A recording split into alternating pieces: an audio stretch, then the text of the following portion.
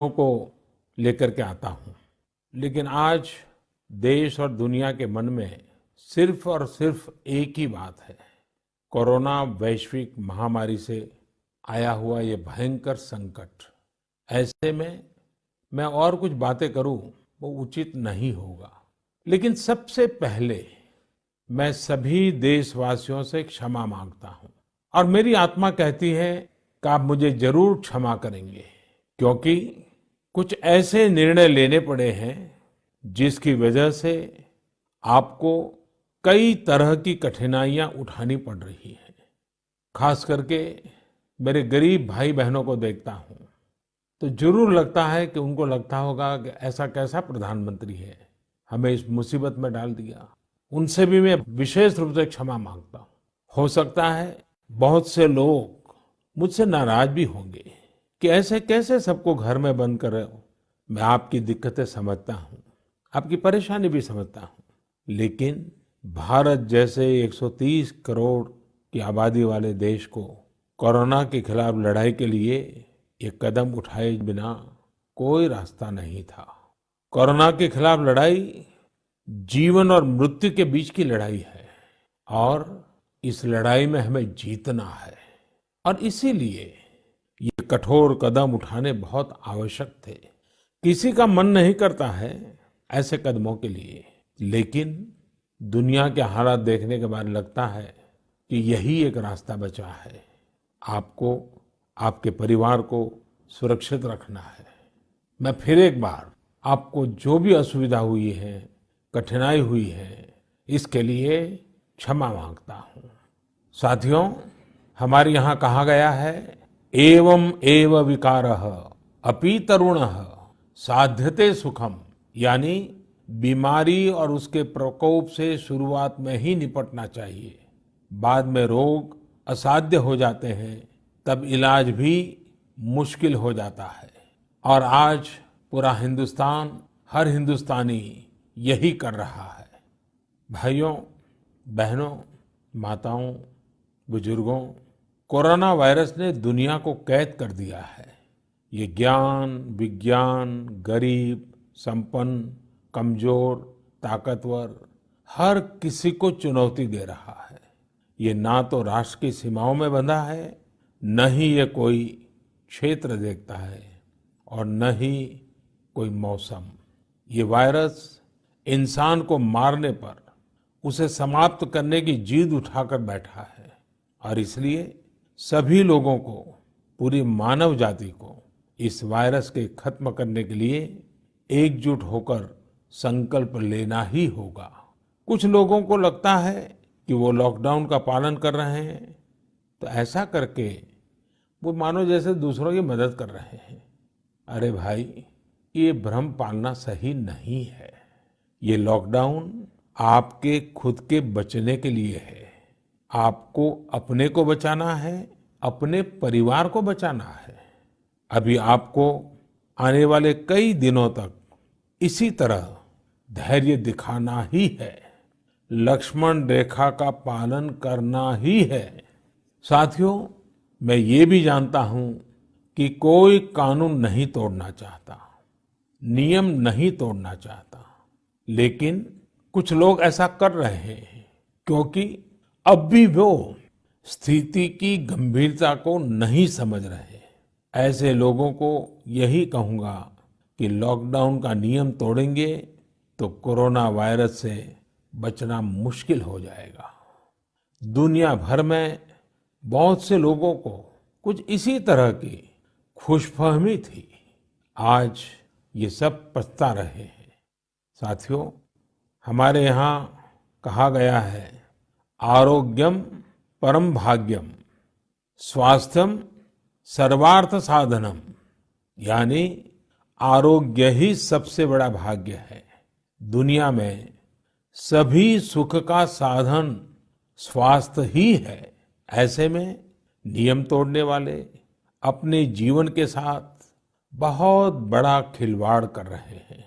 साथियों, इस लड़ाई के अनेकों योद्धा ऐसे हैं जो घरों में नहीं, घरों के बाहर रहकर कोरोना वायरस का मुकाबला कर रहे हैं।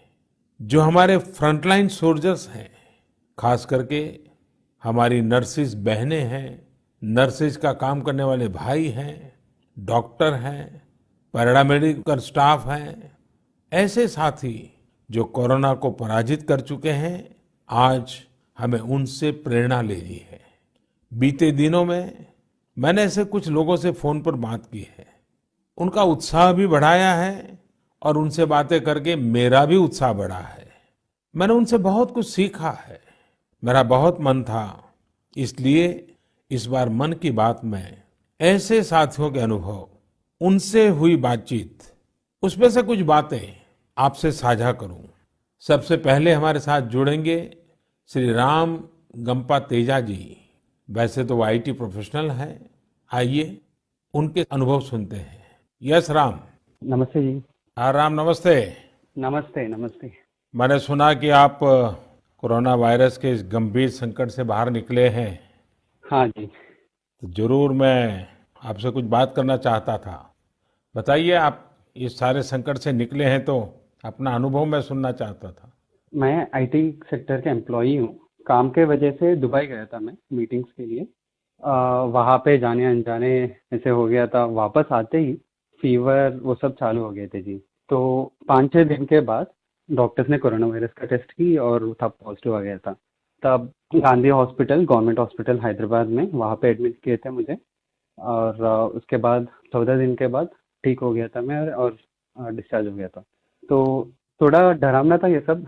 यानी जब आपको संक्रमण का पता चला, हाँ और ये उसके पहले पता तो होगा कि ये वायरस बहुत भयंकर है और तकलीफ कर हाँ रहा है, तो हाँ। जब आपके साथ हुआ तो आपको क्या एकदम से इमीडिएट क्या रिस्पॉन्स था आपका? पहले तो बहुत डर गया था। पहले तो बिलीव भी नहीं कर रहा था मैं कि हो गया, ऐसा कैसे हुआ था। क्योंकि इंडिया में किसी को 2-3 लोगों को आया था तब तो कुछ नहीं पता था उसके बारे में।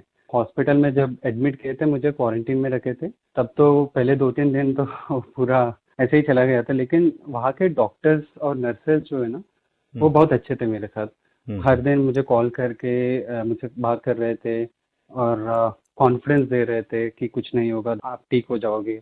ऐसे बात करते रहते थे। दिन में 2-3 बार डॉक्टर बात करते थे, नर्स भी बात करते थे। तो पहले जब डर था, लेकिन उसके बाद ऐसे लगा कि हाँ, इतने अच्छे लोगों के साथ हूँ, वो कुछ उनको पता है क्या करना है and I will get better, ऐसे ही लगा था। परिवार के लोगों की मनस्थिति क्या थी?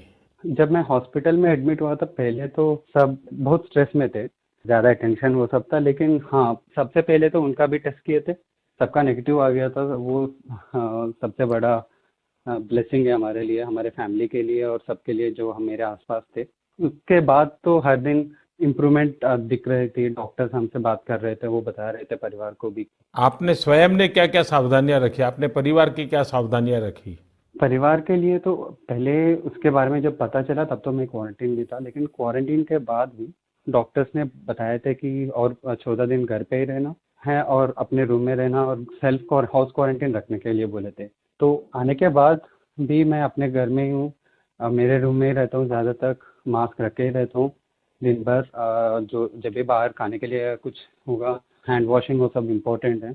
चलिए राम, आप स्वस्थ होकर के आए हैं, आपको और आपके परिवार को मेरी बहुत शुभकामनाएं हैं। Thank you. लेकिन मैं चाहूंगा कि आपका ये अनुभव, हम्म आप तो आईटी प्रोफेशन में हैं, हम्म तो ऑडियो बना करके हम्म लोगों को शेयर कीजिए, बहुत सोशल मीडिया में वायरल कीजिए। तो क्या होगा कि लोग डर भी नहीं जाएंगे, at hmm. The same time care करने से कैसे बच सकते हैं वो भी हाँ बड़े आराम से लोगों तक पहुंच जाएगा। हाँ जी, ये ऐसा है कि बाहर आते देख रहा हूँ, सब क्वारंटीन मतलब एक जेल में जाने के जैसे जो सोच रहे हैं, वो ऐसा नहीं है। सबको पता होनी चाहिए कि गवर्नमेंट क्वारंटीन उनके लिए है, उनके परिवार के लिए ही है। तो उसके बारे में ज़्यादा तक लोग को बोलना चाहता हूँ कि टेस्ट करवाओ। क्वारंटीन मतलब डरना मत। होम क्वारंटीन भी मतलब वो कुछ स्टिग्मा नहीं होनी चाहिए उसके ऊपर। चलिए राम, बहुत बहुत शुभकामनाएं आपको। Thank you. थैंक यू भैया, thanks a lot. Thank you.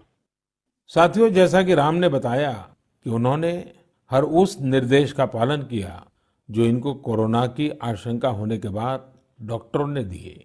इसी का परिणाम है कि आज वो स्वस्थ होकर सामान्य जीवन जी रहे हैं। हमारे साथ ऐसे ही एक और साथी जुड़े हैं जिन्होंने कोरोना को पराजित किया है, और उनका तो पूरा परिवार इस संकट में फंस गया था। नौजवान बेटा भी फंस गया था। आइए आगरा के श्रीमान अशोक कपूर के साथ हम बात करते हैं। अशोक जी नमस्ते। हाँ नमस्कार जी। मेरा सौभाग्य है जी आपसे बात हो रही है। चलिए हमारा भी सौभाग्य है। मैंने फोन इसलिए किया क्योंकि आपका पूरा परिवार इस संकट में फंसा था। जी जी जी तो मैं जरूर जानना चाहूंगा कि जी आपको ये समस्या, ये संक्रमण का पता कैसे चला, क्या हुआ, अस्पताल में क्या हुआ, जी ताकि मैं आपकी बात सुन करके अगर कोई चीजें देश को बताने जैसी होगी तो मैं उसका जी जी उपयोग करूंगा। बिल्कुल सर। ऐसा सर कि मेरे दो बेटे हैं, ये इटली गए थे, वहाँ पर फेयर था शूज का। हम यहाँ जूते का काम करते हैं जी, फैक्ट्री है मैन्युफैक्चरिंग का। हम्म। तो वहाँ गए थे इटली फेयर पे। जब ये वापस आए ना, हम्म तो हमारा दामाद भी गया था। हम्म। वो दिल्ली रहते हैं, तो उनको थोड़ी प्रॉब्लम हुई, तो वो हॉस्पिटल चले गए, राम मनोहर लोहिया। हम्म। तो उन्होंने उनको पॉजिटिव बताया, तो उसको उन्होंने शिफ्ट कर दिया सफदरजंग। हम्म हमको वहां से फोन आया कि आप भी उनके साथ गए थे, आप टेस्ट कराए। तो दोनों बेटे चले गए टेस्ट कराने, यहीं आगरा डिस्ट्रिक्ट हॉस्पिटल में। हम्म। आगरा डिस्ट्रिक्ट हॉस्पिटल वालों ने इनको बोला कि आप अपने परिवार को भी बुला लें, कहीं कोई ऐसी बात ना हो। अल्टीमेटली क्या हुआ जी, वो हम सब गए। हम्म तो नेक्स्ट डे उन्होंने बताया कि आपके 6 जने जो हैं, मेरे दोनों बेटे, मैं, मेरी वाइफ, मैं तो सब 73 ईयर ओल्ड हूँ, मेरी वाइफ और मेरे बेटे की वाइफ और मेरा ग्रैंडसन, वो 16 साल का है। तो हम 6 का उन्होंने पॉजिटिव बताया, तो उन्होंने ओह कहा माय आपको गॉड। दिल्ली ले जाना है जी। हम सर डरे नहीं, हमने ठीक है, अच्छा पता लग गया। हम लोग दिल्ली वहाँ चले गए, सफदरजंग हॉस्पिटल। ये आगरे वालों ने भेजा, उन्होंने 2 हमको एम्बुलेंस दी, कोई चार्ज नहीं किया। इनकी बड़ी मेहरबानी है, आगरे के डॉक्टर्स की, एडमिनिस्ट्रेशन की, और पूरा इन्होंने हमें सहयोग किया। एम्बुलेंस से आए आप? हाँ जी, एम्बुलेंस से। ठीक ठाक थे, बैठ के जैसे एज यूजुअल बैठ के आते हैं। हमको उन्होंने 2 एम्बुलेंस दे दी, संग में डॉक्टर भी थे, और हमको इन्होंने सफदरजंग हॉस्पिटल छोड़ दिया। सफदरजंग हॉस्पिटल में डॉक्टर्स ने ऑलरेडी वो खड़े थे वहाँ पर गेट पे, तो उन्होंने हमको जो वार्ड था वहाँ हमको उन्होंने शिफ्ट कर दिया। हम 6 को उन्होंने अलग अलग रूम दिया, अच्छे रूम थे, सब कुछ था। तो सर हम फिर 14 दिन वहाँ हॉस्पिटल में अकेले रहते थे। और डॉक्टरों का जहाँ तक बात है, बहुत सहयोग रहा जी, बड़ा अच्छा हमको उन्होंने ट्रीट किया। चाहे स्टाफ हो, वो एक्चुअली वो अपनी ड्रेस पहन के आते थे ना सर, पता नहीं चलता था कि ये डॉक्टर है या वार्ड बॉय है या नर्स है। वो जो कहते थे हम मान लेते थे। बहरहाल हमको किसी तरह की भी 1% भी प्रॉब्लम नहीं आई। आपका आत्मविश्वास भी बड़ा मजबूत दिखता है। जी सर, आई एम परफेक्ट। हाँ जी। और मैंने तो बल्कि सर अपने घुटनों का भी ऑपरेशन कराया हुआ है। I am perfect. नहीं, लेकिन जब इतना बड़ा संकट परिवार के सबको आ गया और 16 साल के बच्चे तक पहुंच गया।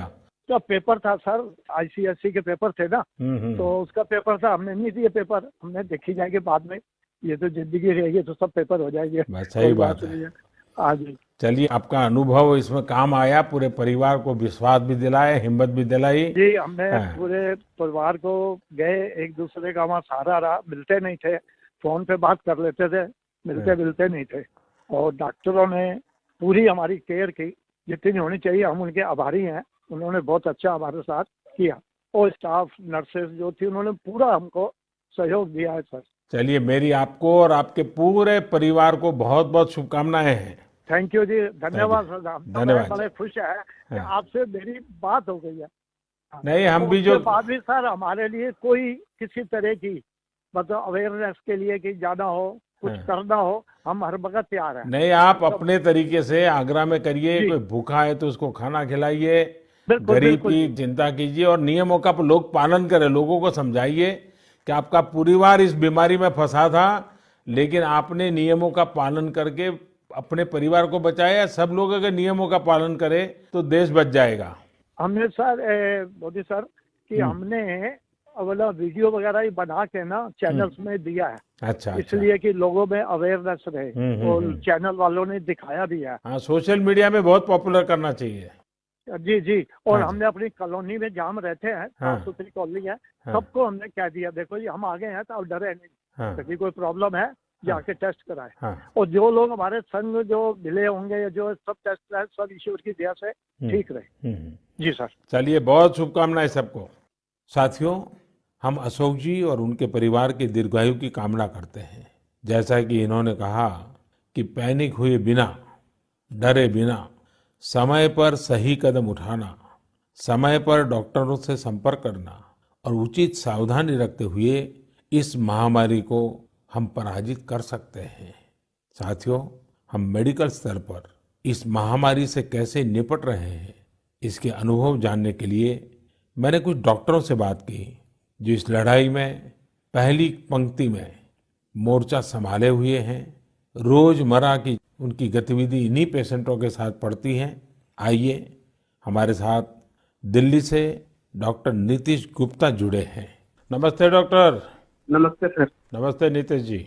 आप तो बिल्कुल मोर्चे पर डटे हुए हो, तो मैं जानना चाहता हूं कि अस्पतालों में बाकी आपके साथियों का मूड कैसा है, क्या है जरा। सबका मूड अपबीट है, आपका आशीर्वाद सबके साथ है। आपने दिया हुआ सारा हॉस्पिटल को जो भी आप सपोर्ट कर रहे हैं, जो भी चीज़ हम मांग रहे हैं, आप सब प्रोवाइड कर रहे हैं।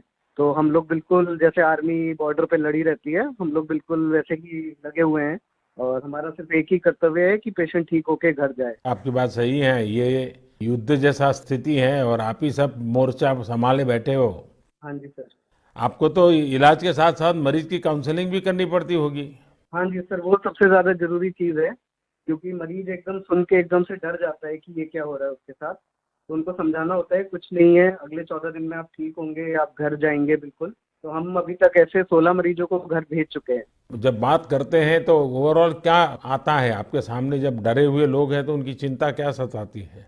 तो उनको यही लगता है कि आगे क्या होगा, अब क्या होगा। ये तो बिल्कुल एकदम जैसा वो बाहर की दुनिया में देखते हैं कि बाहर लोग इतने एक्सपायर हो रहे हैं, तो हमारे साथ भी ऐसा ही होगा। पर हम उनको समझाते हैं कि आपकी कौन सी दिक्कत किस दिन ठीक होगी, आपका केस बहुत माइल्ड वाला है, नॉर्मल सर्दी जुकाम वाला जो केस होता है वैसा ही है। तो जैसे वो ठीक हो जाता है 5-7 दिन में, आप भी ठीक हो जाएंगे। फिर हम आपके टेस्ट करेंगे, जब वो नेगेटिव आएंगे तब आपको घर भेज सकते हैं। और हम इसीलिए उनकी बार बार हर 2-3-4 घंटे में उनके पास जाते हैं, मिलते हैं, उनसे पूछते हैं। उनको सहूलियत होती है पूरे दिन में तो ही उनको अच्छा लगता है। उनका आत्मविश्वास बन जाता है। शुरू में तो डर जाते हैं। शुरू में डर जाते हैं, बट जब हम समझाते हैं तो दूसरे तीसरे दिन तक जब वो खुद ठीक होने लगते हैं तो उन्हें भी लगता है हम ठीक हो सकते हैं। लेकिन सभी डॉक्टरों को लगता है कि जीवन का सबसे बड़ा सेवा का काम उनके जिम्मे आया है, ये भाव बनता है सबको। हाँ जी सर, बिल्कुल बनता है। हम अपनी टीम को बिल्कुल प्रोत्साहित करके रखते हैं कि डरने वाली कोई बात नहीं है, कोई ऐसी चीज़ नहीं है। अगर हम पूरी प्रिकॉशन लेंगे, मरीज को अच्छे से प्रिकॉशन समझाएंगे कि आपको ऐसे करना है, तो सब चीज़ें ठीक रहेंगी। चलिए डॉक्टर, आपके यहाँ तो बहुत बड़ी मात्रा में पेशेंट भी आते हैं और आप बिल्कुल जी जान से लगे हैं। आपसे बात करके अच्छा लगा। मैं आपके साथ हूँ, लड़ाई लड़ते रहे। आपका आशीर्वाद रहे, यही हम चाहते हैं। बहुत शुभकामनाएं भैया। सब thank thank you. You. Thank you. Nitesh ji, आपको बहुत बहुत साधुवाद। आप जैसे लोगों के प्रयासों से भारत कोरोना के खिलाफ लड़ाई में अवश्य विजयी होगा। मेरा आपसे आग्रह है कि आप अपना ध्यान रखें, अपने साथियों का ध्यान रखें, अपने परिवार का ध्यान रखें। दुनिया का अनुभव बताता है कि इस बीमारी से संक्रमित होने वाले व्यक्तियों की संख्या अचानक बढ़ती है। अचानक होने वाली इस वृद्धि की वजह से विदेशों में हमने अच्छी से अच्छी स्वास्थ्य सेवा को जवाब देते हुए देखा है। भारत में ये स्थिति न आए, इसके लिए ही हमें निरंतर प्रयास करना है। एक और डॉक्टर हमारे साथ पुणे से जुड़ रहे हैं, श्रीमान डॉक्टर बोरसे। नमस्ते डॉक्टर। नमस्ते नमस्ते नमस्ते। नमस्ते डॉक्टर। आप तो बिल्कुल एक जन सेवा प्रभु सेवा के मिजाज से काम में लगे हैं। तो मैं आज आपसे कुछ बातें करना चाहता हूं जो देशवासियों के लिए आपके संदेश चाहिए। एक तो अनेक लोगों के मन में प्रश्न है कि कब डॉक्टर से संपर्क करना है और कब उनको कोरोना का टेस्ट कराना है। एक डॉक्टर के नाते, और आप तो पूरी तरह अपने आप को इस कोरोना के मरीजों के लिए समर्पित कर दिया है। तो आपकी बात में बहुत ताकत है, तो मैं सुनना चाहता हूँ। सर जी, मैं यहाँ पे बीजे मेडिकल कॉलेज पूना है, वहाँ पे प्रोफेसर हूँ। और हमारे पूना म्यूनिसिपल कॉर्पोरेशन हॉस्पिटल है, नायडू हॉस्पिटल करके। वहाँ पे जनवरी 2020 से वो स्क्रीनिंग सेंटर चालू हो गया है। वहाँ पे आज तक 16 कोविड-19 पॉजिटिव केसेस निकले हैं सर। और वो 16 कोविड-19 पेशेंट जो निकले हैं उसमें से हमने ट्रीटमेंट देके उनको क्वारंटाइन करके आइसोलेशन करके ट्रीटमेंट देके 7 लोगों को डिस्चार्ज कर दिया है सर। वो जो अभी बाकी 9 केसेस है they are also very stable and they are also doing well. Though भी वो वायरस बॉडी में होते हुए भी they are getting well, they are recovering out of the corona virus. और अभी यहाँ पे जो सैंपल साइज तो वैसे छोटा है सर, 16 केसेस ही है, लेकिन ऐसा मालूम हो रहा है कि यंग पॉपुलेशन भी अफेक्ट हो रही है और यंग पॉपुलेशन अफेक्ट होते हुए भी जो डिसीज है वो ज्यादा सीरियस डिसीज नहीं है सर, वो माइल्ड डिसीज है और वो पेशेंट लोग काफी अच्छे हो रहे हैं सर। और अभी ये जो 9 लोग बाकी है वहाँ पे they are also going to be well, they are not going to deteriorate, we are keeping watch on them on daily basis, लेकिन they are also going to be well in coming 4-5 days. जो लोग हमारे यहाँ suspect करके आते हैं, international travellers है और जो कांटेक्ट में आए हैं, ऐसे लोगों का सर हम स्वैब ले रहे हैं, नेजोफेरेंजियल स्वैब ले रहे हैं, नेजल स्वैब ले रहे हैं और नेजल स्वैब का रिपोर्ट आने के बाद अगर पॉजिटिव निकला है तो हम पॉजिटिव वार्ड में एडमिट कर रहे हैं और नेगेटिव अगर निकला तो उनको होम क्वारंटाइन का संदेश देके कैसा लेना है होम क्वारंटाइन, क्या करना है होम को जाके, ये एडवाइस करके हम उनको घर पे भेज रहे हैं। उसमें क्या समझाते हैं आप? घर में रहने के लिए क्या क्या समझाते हैं आप, जरा बताइए सर। एक तो अगर होम में भी रहे तो होम में भी क्वारंटाइन आपको करना है, 6 फीट डिस्टेंस कम से कम तो आपको रखना है, ये पहली बात। दूसरी बात, उनको मास्क यूज करना है और बार बार हाथ साफ करना है। अगर आपके पास सैनिटाइजेशन नहीं है फिर भी अपना सादा सिंपल साबुन से और पानी से हाथ साफ करना है, वो भी बार बार साफ करना है। और जब आपको खांसी आएगी, स्नीजिंग होगा तो आप सादा रुमाल लगा के उसके ऊपर खांसी करना है, सो दैट वो जो ड्रॉपलेट्स है वो ड्रॉपलेट ज्यादा दूर तक नहीं जाए और जमीन पे ना गिरे, और जमीन पे ना गिरने की वजह से वो अगर हाथ लग जाता है तो किसी को फैलना पॉसिबल नहीं होगा। ये समझा रहे हैं सर। दूसरी बात समझा रहे हैं कि they are suppose to be there as a home quarantine, they are not suppose to go out of the home. अभी तो लॉकडाउन हो गया है, in fact during this particular situation they are supposed to be locked down but they are supposed to be home quarantine also properly for a minimum period of 14 days के लिए हम quarantine उनको सूचित कर रहे हैं, संदेश दे रहे हैं हम। चलिए डॉक्टर, आप लोग बहुत अच्छी सेवा कर रहे हो और समर्पण भाव से कर रहे हो और आपकी पूरी टीम लगी है।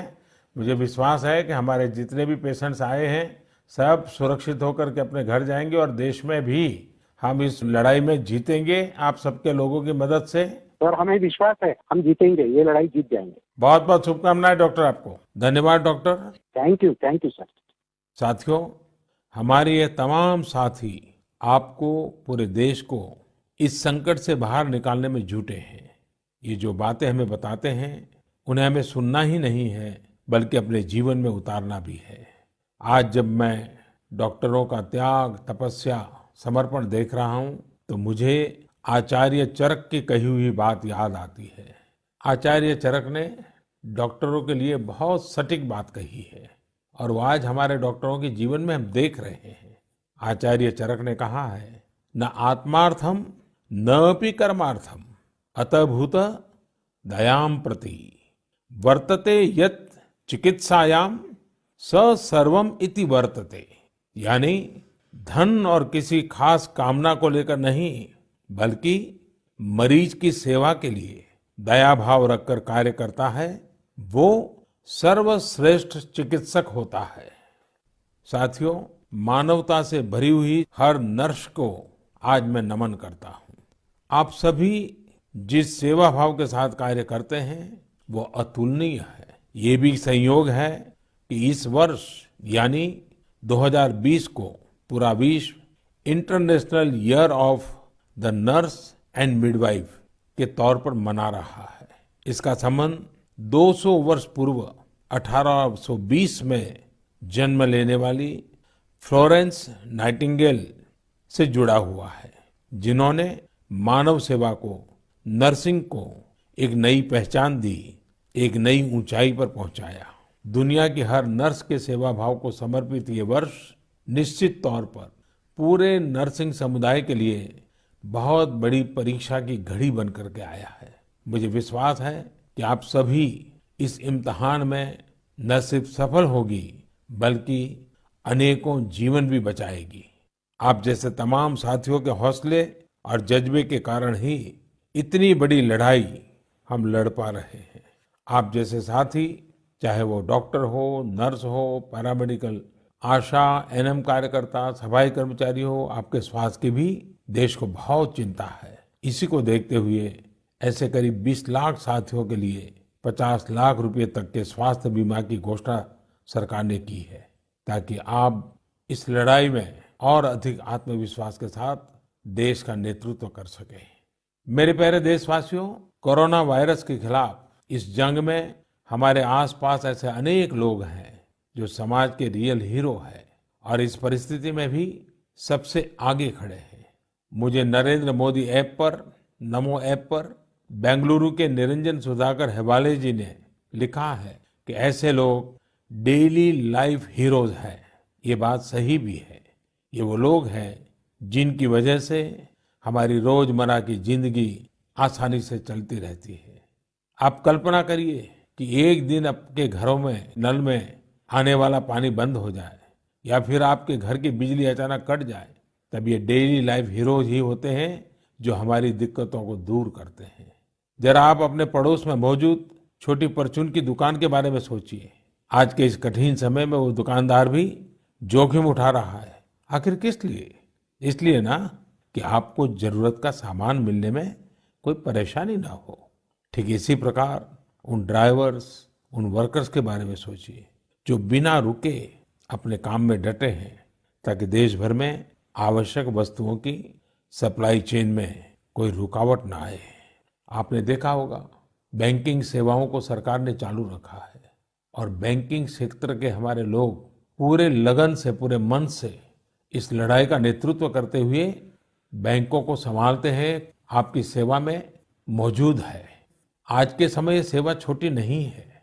उन बैंक के लोगों का भी हम जितना धन्यवाद करें उतना कम है।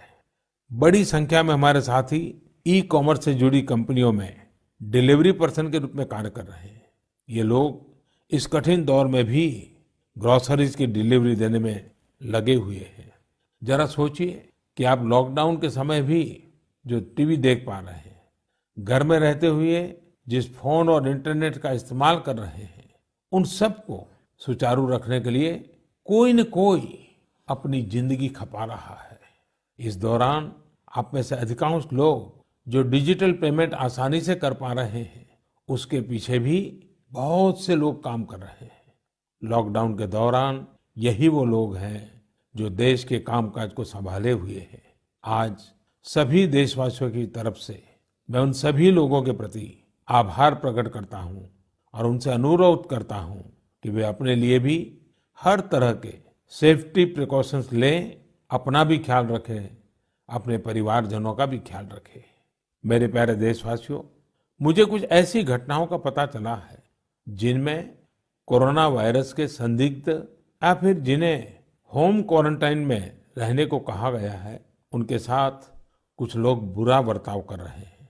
ऐसी बातें सुनकर मुझे अत्यंत पीड़ा हुई है। ये बहुत दुर्भाग्यपूर्ण है। हमें ये समझना होगा कि मौजूदा हालात में अभी एक दूसरे से सिर्फ सोशल डिस्टेंस बनाकर रखना है, न कि इमोशनल या ह्यूमन डिस्टेंस। ऐसे लोग कोई अपराधी नहीं है, बल्कि वायरस के संभवित पीड़ित भर है। इन लोगों ने दूसरों को संक्रमण से बचाने के लिए खुद को अलग किया है और क्वारंटाइन में रहे हैं। कई जगह पर लोगों ने अपनी जिम्मेदारियों को गंभीरता से लिया है। यहाँ तक कि वायरस के कोई लक्षण नहीं दिखने पर भी उन्होंने खुद को क्वारंटाइन किया। ऐसा उन्होंने इसलिए किया क्योंकि वे विदेश से लौट करके आए हैं और दोहरी सावधानी बरत रहे हैं। वे ये सुनिश्चित करना चाहते हैं कि किसी भी सूरत में कोई दूसरा व्यक्ति इस वायरस से संक्रमित न हो पाए। इसलिए जब लोग खुद इतनी जिम्मेदारी दिखा रहे हैं तो उनके साथ खराब व्यवहार करना कहीं से भी जायज नहीं है, बल्कि उनके साथ सहानुभूतिपूर्वक सहयोग करने की आवश्यकता है। कोरोना वायरस से लड़ने का सबसे कारगर तरीका सोशल डिस्टेंसिंग है, लेकिन हमें ये समझना होगा कि सोशल डिस्टेंसिंग का मतलब सोशल इंटरेक्शन को खत्म करना नहीं है। वास्तव में यह समय अपने सभी पुराने सामाजिक रिश्तों में नई जान फूंकने का है, उन रिश्तों को तरोताजा करने का है। एक प्रकार से ये समय हमें यह भी बताता है कि सोशल डिस्टेंसिंग बढ़ाओ और इमोशनल डिस्टेंस घटाओ। मैं फिर कहता हूं, सोशल डिस्टेंसिंग बढ़ाओ और इमोशनल डिस्टेंस घटाओ। कोटा से यशवर्धन ने नरेंद्र मोदी ऐप पर लिखा है कि वे लॉकडाउन में फैमिली बॉन्डिंग को मजबूत कर रहे हैं, बच्चों के साथ बोर्ड गेम्स और क्रिकेट खेल रहे हैं, किचन में नई नई डिशेज बना रहे हैं। जबलपुर की निरुपमा हरसई जी नरेंद्र मोदी ऐप पर लिखती हैं कि उन्हें पहली बार रजाई बनाने के अपने शौक को पूरा करने का मौका मिला है। यही नहीं, वो इसके साथ ही बागवानी का शौक भी पूरा कर रही है। वहीं रायपुर के परीक्षित, गुरुग्राम के आर्यमन और झारखंड के सूरज जी का पोस्ट पढ़ने को मिला, जिसमें उन्होंने अपने स्कूल के दोस्तों के रीयूनियन करने की चर्चा की है। उनका ये आइडिया काफी रोचक है। हो सकता है कि आपको भी दशकों से अपने स्कूल कॉलेज के दोस्तों से बातचीत करने का मौका न मिला हो। आप भी इस आइडिया को आजमा कर देखिए। भुवनेश्वर के प्रत्युष और कोलकाता की वसुधा ने बताया कि वे आजकल उन किताबों को पढ़ रहे हैं जिन्हें अब तक पढ़ नहीं पाए थे। सोशल मीडिया में ही मैंने देखा कि कुछ लोगों ने वर्षों से घर में पड़े तबला, वीणा जैसे म्यूजिकल इंस्ट्रूमेंट को निकालकर रियाज करना शुरू कर दिया है। आप भी ऐसा कर सकते हैं। इससे आपको संगीत का आनंद तो मिलेगा ही, पुरानी यादें भी ताजा हो उठेगी। यानी मुश्किल की इस घड़ी में आपको मुश्किल से एक ऐसा पल मिला है जिसमें आपको न केवल अपने आप से जुड़ने का मौका मिलेगा, बल्कि आप अपने पैशन से भी जुड़ पाएंगे। आपको अपने पुराने दोस्तों और परिवार के साथ भी जुड़ने का पूरा अवसर मिलेगा। नमो ऐप पर मुझे रुड़की से शशि जी ने पूछा है कि लॉकडाउन के इस समय में मैं अपनी फिटनेस के लिए क्या करता हूँ। इन परिस्थितियों